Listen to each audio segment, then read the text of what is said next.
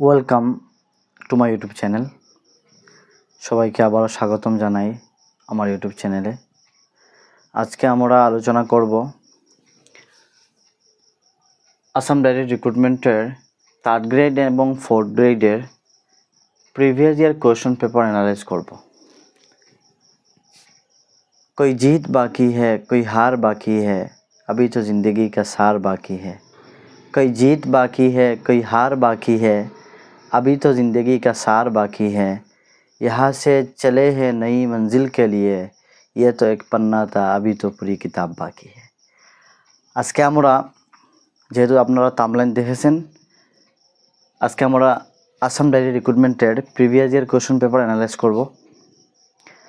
তারপর আমরা question paper analyse করার পরে যে টপিকগুলি এসেছে ওই টপিকগুলি নিয়ে আলোচনা করব একে একে। তো যদি আপনারা ভিডিওর মধ্যে নতুন হয়ে থাকেন তাহলে প্রিভিয়াস আরও 2টি ক্লাস অলরেডি চলে গিয়েছে। একটি ক্লাসের মধ্যে সিলেবাস অ্যানালাইজ করা হয়েছিল, general knowledge, social study and English, এবং দ্বিতীয় ভিডিওর মধ্যে জেনারেল ম্যাথমেটিক্স অ্যান্ড জেনারেল রিজনিংয়ের অ্যানালাইজ করা হয়েছিল, অর্থাৎ সিলেবাস নিয়ে ভিডিও তৈরি করা হয়েছিল যে কী টপিক হতে পারে, ব্রড টপিক। এখন বর্তমানে আমরা আজকে এই ক্লাসের মধ্যে দেখব কিভাবে পেপারের সময় কতটুকু হয়, কতটা কোয়েশ্চন হয়, তারপরে মার্কস কি হয়, কোন সাবজেক্ট ওয়াইজ কী কতটা মার্কস হতে হয় বা সাবজেক্ট ওয়াইজ কী মার্কস হতে পারে, তারপরে সাবজেক্ট ওয়াইজ কতটা কোয়েশ্চন হতে পারে, তারপর আমরা যদি দেখি একটি কোয়েশ্চনের জন্য কতটা মার্কস, কতটা সময় হয়ে থাকে। তাই এই সব নিয়ে আজকের ভিডিওর মধ্যে আলোচনা করব। ফার্স্ট অফ অল আমি বলতে চাই, আমি দেখেছি, আমার এক্সপিরিয়েন্স থেকে বলছি, আমি যখন ফার্স্ট টাইম সিটেট অ্যাটেম্প্ট করি এবং ক্লিয়ার করি তখন আমার অনেক সহপাঠী বা অনেকে আমাকে বলেছিলেন, ভাই আমি তো সময় ম্যানেজ করতে পারিনি, আমার তো অনেক সময় চলে গিয়েছিল, লাস্ট টাইম আমি ম্যাচ করতে পারিনি, অনেক বলেছিলেন যে আমি প্যাসেজ করতে পারিনি, অনেক সমস্যা হয়েছিল। তখন আমি বলেছিলাম যে আপনারা পূর্বে এক্সামে যাওয়ার পূর্বে maybe previous year question paper analyse করেননি, অথবা দেখেননি যে কত মার্কস আসে, কতটুকু সময় হয়, কী সাবজেক্ট নিয়ে পড়তে হয়। তাই আমি বলবো, যদি আপনি কম্পিটিটিভ এক্সাম ক্র্যাক করতে চান তাহলে আপনার ফার্স্ট অফ অল সিলেবাস জানা প্রয়োজন, কী টপিক হতে পারে। সিলেবাস জানার পর আপনার করণীয় কী, সিলেবাস জানার পর আপনার যে কোনো একটি প্রিভিয়াস ইয়ার কোয়েশ্চন পেপার নিয়ে নেবেন। কোয়েশ্চন পেপার নিয়ে আপনি দেখবেন যে সময় কতটুকু আপনার হাতে, কতটা কোয়েশ্চন আসে এক্সামের মধ্যে, কতটি কোয়েশ্চন হতে পারে, তারপরে একটি কোয়েশ্চনের জন্য সময় কতটুকু হতে পারে, মার্কস কী হতে পারে, নেগেটিভ মার্কিং আছে কি না। যখন আমি এসএসসি এক্সাম দিয়েছিলাম সিএইচএসএল-এর, তো অনেক ক্যান্ডিডেট আমি পেয়েছিলাম যে তখন ওনারা জানেনই না যে কিভাবে এক্সামের প্রসেসটা হয় এবং কিভাবে নেগেটিভ মার্কিং আছে কি না। তাই অনেক এডিআরের এক্সাম আমি দেখেছি, লাস্ট টাইম যে এডিআরের এক্সাম হয়েছিল, এডিআরের এক্সামে অনেক বলেছিলেন যে নেগেটিভ মার্কিং ছিল, বাট নেগেটিভ মার্কিং নেই এখনও পর্যন্ত। এডিআরের এক্সামের মধ্যে এই আসাম ডাইরেক্ট রিক্রুটমেন্টের নেগেটিভ মার্কিং নেই, সিটেটের মধ্যেও নেগেটিভ মার্কিং নেই। আমি সেকেন্ড টাইম যখন সিটেট অ্যাটেন্ড করি তখন আবারও আমি সিটেট ক্লিয়ার করি, তখনও আমি দেখেছি যে অনেকে আমাকে বলেছিল যে ভাই আমি সময় মেকআপ করতে পারিনি, সময় আমার হাতে ছিল না, তাই আমি সব অ্যাটেম্প্ট করতে পারিনি, তাই মার্কস পাইনি। তো অনেক রিজন ছিল। তো আমি আপনাদেরকে বলবো আপনারা যেন এই রিজন থেকে চলে আসেন, এই রিজন আপনার সম্মুখে না আসে, এবং আপনারা যদি মিস্টেক করেন তখন আফসোস করবেন যে আমার দ্বারা মিস্টেক হয়ে গিয়েছে। তো সামনে একটি great opportunity, Assam direct recruitment. September মাসে সম্ভবত এক্সাম হবে, এখনও হাতে রয়েছে সময়। মে মাস চলছে, জুন, জুলাই, আগস্ট, 3 মাসের মতো রয়েছে। যদি কেউ চায় 3 মাস ভালো করে স্টাডি করে আরামসে এক্সাম ক্লিয়ার হয়ে যাবে, কিন্তু স্টাডি করতে হবে according to the syllabus and authentic way study করতে হবে। তো আমি মনে করি শুধু প্রিভিয়াস ইয়ার করলে হবে না, বা অনেকে কি করে, অনেক সাবজেক্ট নিয়ে শুধু এমসিকিউ সলভ করে, শুধু এমসিকিউ দিয়ে এক্সাম ক্র্যাক করা যায় না। আপনাকে পার্টিকুলার টপিকের উপরে সাবজেক্ট ওয়াইজ আপনার নলেজ হতে হবে। যখনই আপনার হবে, কনফিডেন্স আসবে, তখন আপনি এক্সাম ক্র্যাক করতে পারবেন। তো আশা করি আজকের এই ভিডিওর পরে আপনারা আসাম ডাইরেক্ট রিক্রুটমেন্টের এডিআরের 3rd গ্রেড হোক বা 4th গ্রেড হোক, এই 3rd গ্রেডের 4th গ্রেডের প্রিভিয়াস ইয়ার কোয়েশ্চেনের উপরে কোনো কোর্স থাকবে না, কোনো কোয়ারি থাকবে না, কোনো আপনার ডাউট থাকবে না। যদি ডাউট থেকে থাকে আপনি কমেন্ট করবেন, আমি দ্বিতীয় ভিডিও তৈরি করব, ক্লাস তৈরি করব। তো ফার্স্ট অফ অল আমরা যদি দেখি থার্ড গ্রেডের মধ্যে আমি বলেছিলাম বিএ স্ট্যান্ডার্ড হয়ে থাকে, এইচএস স্ট্যান্ডার্ড হয়ে থাকে। তো আমরা যদি দেখি BA standard and HS standard, অনেকে বলতে পারেন যে আপনি অনেক সময় সেন্টেন্সের মধ্যে ক্যাপিটাল লেটার ইউজ করেছেন। তো একটি সেন্টেন্সের প্রথমে ক্যাপিটাল লেটার হয়, তারপর ক্যাপিটাল লেটার হয় না। কিন্তু ফার্স্ট ভিডিও আমি তৈরি করার পর দেখেছিলাম যে লেখাগুলো এত ছোটো ছোটো হয়ে গিয়েছিল। তাই আমি লেখাগুলো যাতে ভিজিবল হয় এই জন্য একটু বড় হাতের লেখা লিখেছি। আর পেন দিয়ে তো বড় লিখতে গেলে একটু অসুন্দর হয়ে যায়। আর তাই ভাবলাম যে প্রতিটি শব্দের প্রথম লেটারটা যদি আমি বড় হাতের দিই তাহলে বুঝতে সুবিধা হবে, আপনাদের বুঝতে সুবিধা হবে এবং বুঝতে পারবেন, তাই আমি দিয়েছি। তো দেখতে পাচ্ছেন এখানে থার্ড গ্রেডের এই প্রিভিয়াস ইয়ারের যে কি কোয়েশন হতে পারে, কতটা কোয়েশন হতে পারে, সময় কতটুকু রয়েছে তা লিখেছি। এবং এই পাশে ফোর্থ গ্রেডের। তো প্রথমে আমরা থার্ড গ্রেডের দেখে নেই, তারপরে ফোর্থ গ্রেড নিয়ে আমরা আলোচনা করব। থার্ড গ্রেড হচ্ছে বিএ অথবা এইচএস লেভেল হতে পারে। তো আমরা যদি দেখি এক্সামের সময় হচ্ছে 2 আওয়ার্স, 2 ঘন্টা এক্সামের সময়। যদি মর্নিং হয়, লাস্ট টাইম মর্নিংয়ের এক্সাম ছিল 10টায়, সকাল 10টা থেকে 12টা পর্যন্ত। যদি ইভিনিং হয় তাহলে 2টা থেকে 4টা পর্যন্ত হবে। তারপরে যদি আমরা দেখি টোটাল নাম্বার অফ কোয়েশনস, কতটা কোয়েশন হতে পারে। থার্ড গ্রেডের এক্সাম বিএ স্ট্যান্ডার্ড হোক অথবা এইচএস স্ট্যান্ডার্ড হোক, টোটাল নাম্বার অফ কোয়েশন রয়েছে 100 কোয়েশনস।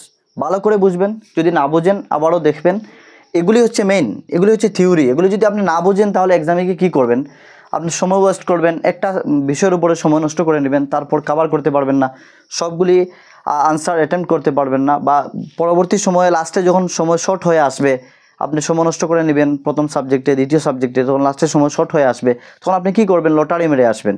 তো লটারি মেরে পাস করা যায় না। অনেকে সিটেটে বলেছিল আমাকে, ভাই আমি তো একদম লটারি দিয়ে এসেছি কিন্তু পাস মার্কও আসেনি। তাই আমি বলবো যে কোনো কম্পিটিটিভ এক্সাম হোক, আপনার যদি পাস করার ইচ্ছা হয় বা পাস করতে চান, আপনাকে স্মার্ট লেভেল করতে হবে, স্টাডি করতে হবে, minimum 7 to 8 hours per day study করতে হবে। তো তারপর আমরা যদি দেখি total number of question, third গ্রেডের বিএ স্ট্যান্ডার্ড অ্যান্ড এইচএস স্ট্যান্ডার্ডের টোটাল নাম্বার অফ কোয়েশন আসবে 100টা কোয়েশন থাকবে। তারপরে যদি আমরা দেখি ওয়ান কোয়েশন কতটা মার্ক হতে পারে, 1.1 কোয়েশনে আমরা দেখে নিই প্রথমে কি সময় হতে পারে। একটা কোয়েশনে আমাদেরকে পড়ে, তারপর বুঝে, তারপরে এমসিকিউ থেকে আমরা সিলেক্ট করে এলিমিনেট করে তারপরে ওএমআর শিটে গিয়ে দাগানো, এই টোটাল কাজের মধ্যে এই কাজ করতে গিয়ে আমাদের সময় হচ্ছে 1.2 সেকেন্ড, অর্থাৎ 1 মিনিট আর 2 সেকেন্ড আমাদের সময় একটি কোয়েশনের এগেইনস্টে। তো ভালো করে বুঝে নেবেন, যখন আমরা একটি কোয়েশন অ্যাটেম্প্ট করতে যাব, এই কোয়েশনের এগেইনস্টে আমাদের হাতে সময় রয়েছে 1 মিনিট 2 সেকেন্ডস অনলি। এইভাবে সিটেটেড হয়ে থাকে, যেমন 1 মিনিটই হয়ে থাকে, 150 কোয়েশনস হয়, 150 মিনিট সময় থাকে। তাই অনেকে অনেক সময় ম্যানেজ করতে পারেন না, জানেনই না অনেক। তো থার্ড গ্রেডের বিএ অ্যান্ড এইচএসের আমরা যদি দেখে নিই, টোটাল নাম্বার অফ কোয়েশনস হচ্ছে 100 কোয়েশনস। 1 কোয়েশনের এগেইনস্টে আমাদের সময় হচ্ছে 1.2 সেকেন্ডস। মনে করেন আপনাকে তার 40 সেকেন্ডসের মধ্যে কোয়েশন পড়ে বুঝে এলিমিনেট করে এমসিকিউ থেকে একটি সঠিক আনসার সিলেক্ট করতে হবে। আর তারপর আপনাকে 20 সেকেন্ড অথবা 22 সেকেন্ডের মধ্যে ওএমআর শিটটি ফিল আপ করতে হবে সুন্দর করে। তো বুঝে নিলাম। তারপর হচ্ছে আমরা যদি দেখি টোটাল নাম্বার অফ মার্কস কী আসবে, তো 100 কোয়েশনস আর টোটাল নাম্বার অফ মার্কস হচ্ছে 150। অর্থাৎ আপনারা দেখতে পাচ্ছেন যে 100 কোয়েশন যেহেতু হয়েছে, তাই টোটাল নাম্বার অফ মার্কস 150। তো 1 মার্কসের এগেনস্টে হবে 1.5 মার্কস, অর্থাৎ হাফ মার্কস হবে, 1.5 হবে, অর্থাৎ 1.5 মার্কস হবে আমাদের একটি কোয়েশনের এগেনস্টে মার্কস হবে। আর সময় হবে আমাদের 1.2 সেকেন্ডস অনলি। তারপর হচ্ছে subject wise question and marks. Subject wise কতটুকু কোয়েশন হবে, কতটা কোয়েশন হতে পারে, কোন সাবজেক্ট থেকে কতটা কোয়েশন আসবে, আর কোন সাবজেক্টে কতটা মার্কস হয় আমরা দেখে নিই। যদি আমাদের এইভাবে দেখে ভালো করে বুঝি আমরা স্টাডি করি, সাবজেক্টগুলি নিয়ে স্টাডি করি যে আমাদের এসএসটির মধ্যে অতটা মার্কস রয়েছে, অতটা কোয়েশনস রয়েছে, অতটা স্টাডি করতে হবে, তখন আমরা সহজে সাকসেস হতে পারবো আশা করি। তো ফার্স্টে যে সাবজেক্টটা হচ্ছে আমাদের জেনারেল নলেজ, জিকে, আমরা বলে থাকি জেনারেল নলেজের 20 কোয়েশ্চন হবে, 20 মার্কস হবে। 20 মার্কস হবে না, 30 মার্কস হবে। কেননা 1 কোয়েশ্চনের এগেনস্টে আমরা মার্কস দেখেছিলাম 1.5। সেম তেমনিভাবে 5টি সাবজেক্ট রয়েছে। সোশ্যাল স্টাডি অর্থাৎ এসএসটি থেকে 20টি কোয়েশ্চন হবে, 30 মার্কস হবে। তারপর হচ্ছে ম্যাথমেটিক্স থেকে সেম 20টি কোয়েশ্চন হবে এবং 30 মার্কস হবে। তারপরে হচ্ছে ইংলিশ থেকে 20টি কোয়েশ্চন হবে, 30 মার্কস হবে। তারপরে হচ্ছে রিজনিং থেকে 20টি কোয়েশ্চন হবে, 30 মার্কস হবে। আমরা বুঝে নেই যে প্রতিটা সাবজেক্টে ইকুয়ালি দেওয়া হয়েছে, 3rd গ্রেডের মধ্যে এইচএস লেভেল হোক অথবা গ্র্যাজুয়েশন লেভেল হোক। তো আমাদেরকে যে বা যারা 3rd গ্রেডের জন্য প্রস্তুতি নিচ্ছেন, আপনাদের জন্য প্রতিটা সাবজেক্টকে ইকুয়ালি আপনাকে প্রাধান্য দিতে হবে, ইকুয়ালি স্টাডি করতে হবে, কোনো কম বেশি করলে হবে না। ভালো করে প্রতিটা সাবজেক্টে স্টাডি করতে হবে। আর বলে দিই আপনাদেরকে 3rd গ্রেড লেভেলের যা ম্যাথমেটিক্স হবে, সেই ম্যাথসগুলি হবে ক্লাস 10 স্ট্যান্ডার্ড থেকে শুরু করে বা 9-10 স্ট্যান্ডার্ড থাকবে। তো আশা করি এই 3rd গ্রেডের গ্র্যাজুয়েশন লেভেল অ্যান্ড এইচএস লেভেলের আমরা সিলেবাসটা বুঝতে পেরেছি, বা প্রিভিয়াসের কোয়েশ্চন পেপারের যে অ্যানালাইজ করে যা সামারি আমি পেয়েছি, এই সামারি আপনাদের সামনে উল্লেখ করলাম বা প্রেজেন্টেশন করার চেষ্টা করলাম। তারপর হচ্ছে 4th গ্রেড আমরা জানি class 10 standard and also 8 standard. তো এক্সামের সময় হবে সেম 2 ঘন্টা থাকবে। তারপর টোটাল নাম্বার অফ কোয়েশ্চন হবে 135। বুঝে নিন, ভালো করে বুঝে নিন। 3rd গ্রেডের মধ্যে টোটাল নাম্বার অফ কোয়েশ্চন হচ্ছে 100, কিন্তু 4th গ্রেডের মধ্যে টোটাল নাম্বার অফ কোয়েশ্চন হচ্ছে 135। তো 1 কোয়েশ্চনের এগেনস্টে আমাদের হাতে সময় রয়েছে 88 সেকেন্ডস অনলি, অর্থাৎ 1.28 সেকেন্ড, 1 মিনিট আরও 28 সেকেন্ড আমাদের হাতে 4th গ্রেডের একটি কোয়েশ্চনের এগেনস্টে। তারপরে দেখে নিন টোটাল নাম্বার অফ মার্কস যদি আমরা দেখি, তাহলে 135 কোয়েশ্চন, 135 মার্কস, অর্থাৎ একটি কোয়েশ্চনের এগেনস্টে 1টি মার্ক। তারপর হচ্ছে 1 কোয়েশ্চন এগেনস্টে 1 মার্ক। সাবজেক্ট ওয়াইজ যদি আমরা দেখে নিই কোয়েশ্চন অ্যান্ড মার্কস, জেনারেল নলেজের মধ্যে 30 কোয়েশ্চন আসবে। তারপরে সোশ্যাল স্টাডির মধ্যে 30 কোয়েশ্চন আসবে। তো 1টি মার্ক 1টি কোয়েশ্চন, অর্থাৎ জেনারেল নলেজে 30 কোয়েশ্চন হবে, 30 মার্কস। সোশ্যাল স্টাডির মধ্যে 30 কোয়েশ্চন হবে, 30 মার্কস। রিজনিংয়ের মধ্যে 35 কোয়েশ্চন।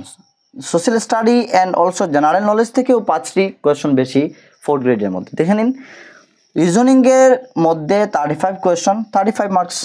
ম্যাথমেটিক্সের মধ্যে 15 কোয়েশ্চন, 25 কোয়েশ্চনস, 25 মার্কস। ইংলিশের মধ্যে 15 কোয়েশ্চন, 15 মার্কস। তো আমরা যদি দেখেন এই সব থেকে বেশি কোয়েশ্চন আসে 4th গ্রেডের মধ্যে রিজনিং থেকে, 35 কোয়েশ্চন এবং 35 মার্কস রিজনিং থেকে। তারপরে যদি আমরা দেখি, তারপরে হচ্ছে general knowledge and social study equally 30 দেওয়া হয়েছে, 30 মার্কস, 30 কোয়েশ্চন, 30 মার্কস, 30 কোয়েশ্চন। আর সব থেকে কম যদি কোনো সাবজেক্ট থেকে আসে কোয়েশ্চন অথবা মার্কস, তাহলে আমরা বলতে পারি ইংলিশ থেকে 15 অনলি কোয়েশ্চন অ্যান্ড 15 মার্কস। তো আশা করি আপনারা বুঝতে পেরেছেন এই টোটাল অ্যানালাইজ পেপার থেকে। আপনাদের জন্য আমি এই দেখেন 3rd grade, 4th grade and 8 standard, 10 standard প্রতিটা previous year question paper print out করে পুরাটা সময় দিয়ে ভালো করে অ্যানালাইজ করে কি কোয়েশ্চন আসতে পারে, কোয়েশ্চনের পিছনে কি রয়েছে আমি তৈরি করেছি আপনাদের জন্য। আশা করি ভালো লাগবে। আর এই আজকের ক্লাস থেকে আমরা জানলাম যে প্রিভিয়াস ইয়ার কোয়েশ্চন পেপারের সময় কি হবে, কোয়েশ্চন কি হবে, কোয়েশ্চনের কোন সাবজেক্ট থেকে কতটা কোয়েশ্চন আসবে, মার্কস কী হবে, আমাদের হাতে সময় কতটুকু থাকবে 1 মার্কের এগেনস্টে, অথবা আমরা কিভাবে অ্যাটেম্প্ট করব। নেক্সট ভিডিওর মধ্যে আলোচনা করব same previous year question paper analyse করব। তখন আমরা দেখব যে এই যে আমরা জেনারেল নলেজ পেলাম, এই জেনারেল নলেজ থেকে 30টা কোয়েশ্চন আসবে ঠিকই। এই 30টা কোয়েশ্চন কোন কোন টপিক রিলেটেড এসেছিল, কোন কোন টপিক থেকে এসেছে, যদি এভাবে আমরা অ্যানালাইজ করে সুন্দর করে স্টাডি করি, 1 মাসই যথেষ্ট যে কোনো এক্সাম, কম্পিটিটিভ এক্সাম ক্র্যাক করার জন্য 1 মাস যথেষ্ট আমি মনে করি। যদি আপনি কী করেন সঠিক পন্থায় যদি আপনি কী করেন স্টাডি করেন। যেমন অ্যারিস্টটল বলেছিলেন, ওনার একটি থিওরির মধ্যে উনি বলেছিলেন, একটি বুকের মধ্যে বলেছিলেন যে সঠিক সময়ে সঠিক জায়গায় সঠিক মানুষের উপরে সঠিক মাত্রায় যে আমরা যদি ইমোশনাল আউটবাস্ট করি, ওই আউটবাস্টকে বলা হয় ইমোশনাল ইন্টেলিজেন্সি। যখন আমরা ইমোশনাল আবেগ এক্সপ্রেস করতে পারি ওই সঠিক সময়ে সঠিক জায়গায় সঠিক মানুষের উপরে সঠিক মাত্রায়, তখন আমরা বলি যে ইমোশনাল ইন্টেলিজেন্স। তো এইভাবে আমি মনে করি যদি আপনি সঠিকভাবে সঠিক সময়ে সঠিক মতো আপনি যদি মেহনত করেন তাহলে যে কোনো কম্পিটিটিভ এক্সাম হোক না কেন, এবং এপিএসসি ইউপিএসসি হোক না কেন, টাফেস্ট এক্সাম হোক না কেন, আপনি ক্র্যাক করতে পারবেন এবং ভালো আপনার একটি ফিউচার তৈরি করতে পারবেন। ভালো করে আপনি বুঝে শুনে যখন স্টাডি করবেন তখন আপনার বেনিফিটে আসবে। আর যদি মনে করেন আমার প্রয়োজন নেই, স্টাডি করার প্রয়োজন নেই, তাহলে আপনার দ্বারা লিভ করাই ভালো, অন্য কোনো টপিকে চলে যাবেন। তো দেখেন আমরা আজকে যা স্টাডি করলাম, হোয়াইট বোর্ডের দরুন বেশি স্টাডি করানো যায় না, অনেক সময় অনেকটা লিখতে হয়, অনেকটা বলতে হয়। তাই যদি আপনারা সাপোর্ট করেন, ভিডিও ভালো লাগে শেয়ার করেন, আপনাদের অসংখ্য গ্রুপস রয়েছে, ফ্রেন্ডস রয়েছেন, রিলেটিভস রয়েছেন, আসাম ডাইরেক্ট রিক্রুটমেন্টের এডিআরের অনেকটাই প্রিপারেশন নিচ্ছেন, অনেকে কিন্তু কোনো সঠিক গাইডলাইন পাচ্ছেন না। অনেক সময় দেখা যায় কি প্রিভিয়াসের কোয়েশ্চন পেপার অ্যান্ড অলসো অনেক কিছু অ্যানালাইজ করা হয়, কিন্তু আমি দেখেছি তেমনটা সুন্দর করে উপস্থাপন করা হয় না। তাই আমি বলছি না যে আমার সব ভিডিও সুন্দর হচ্ছে, আমি বলছি যে আপনাদেরকে যদি আপনারা সাপোর্ট করেন, লাইক শেয়ার করেন এবং ভিডিওটা যদি মোর শেয়ার করে ফলোয়ার্স একটু বেশি হয়ে যায়, তাহলে আমি আপনাদেরকে কথা দিচ্ছি যদি যখনই 10K মোর দেন 10K আমার ফলোয়ার্স হয়ে যাবে আমি ডিজিটাল বোর্ড নিয়ে আসবো, তখন আপনাদের ক্লাসটাও একটু লং হবে এবং ক্লাসের মধ্যে আমি সুন্দর করে আপনাদের পিডিএফ সহকারে আপনাদেরকে বোঝাতে পারবো এবং প্রতিটা কোয়েশ্চনের এগেনস্টে যা যা কনসেপ্ট রয়েছে তা আমি সাবজেক্ট রিলেটেড নিয়ে আসবো এবং গ্যারান্টি দিয়ে আপনাদেরকে পড়াবো, তখন আপনারা পড়বেন, এক্সাম ক্র্যাক করবেন, কোনো অসুবিধা নেই। আর আমি বলবো যে আজকের যে ক্লাসটা হয়েছে এত ইম্পর্টেন্ট ক্লাস, আপনারা লিখে নেবেন, যদি কোনো ডাউট থাকে আমার কমেন্ট করবেন, আমি কমেন্ট অনুসারে ভিডিও মেক করব। আর নেক্সট ক্লাসে আমরা দেখব যে এই যে আমরা জেনারেল নলেজ পেলাম, মনে করেন 3rd গ্রেডের জেনারেল নলেজ পেলাম, এই জেনারেল নলেজ থেকে 20টি কোয়েশ্চন, এই 3rd গ্রেডের কোয়েশ্চন পেপারের মধ্যে এই 20টি কোয়েশ্চন কোন কোন টপিক থেকে এসেছিল ওই টপিকগুলি স্টাডি করব। যদি ওই টপিকগুলি আপনি স্টাডি করেন তাহলে তো আপনি এক্সামের জন্য একদম প্রস্তুত হয়ে যাবেন। আশা করি বুঝতে পেরেছেন। ভিডিওটি যদি ভালো লাগে কমেন্ট করবেন, লাইক করবেন, শেয়ার করবেন, আর যদি চ্যানেল নতুন এসে থাকেন তাহলে চ্যানেল সাবস্ক্রাইব করে রাখবেন, যাতে পরবর্তী সময়ে যখন আমি ভিডিও আপলোড করব আপনি ডাইরেক্টলি পেয়ে যাবেন। Thank you for watching. Thank you.